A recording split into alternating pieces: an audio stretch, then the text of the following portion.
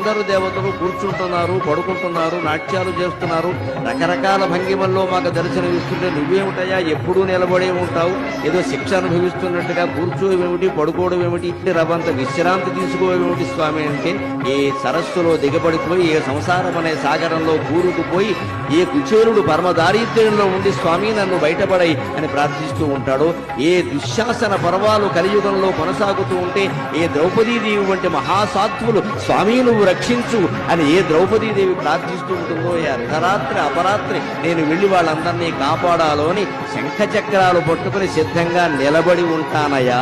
పడుకుంటే లేచి బయలుదేరడం కష్టం కదా, ఎవరికైనా దేవుడికైనా.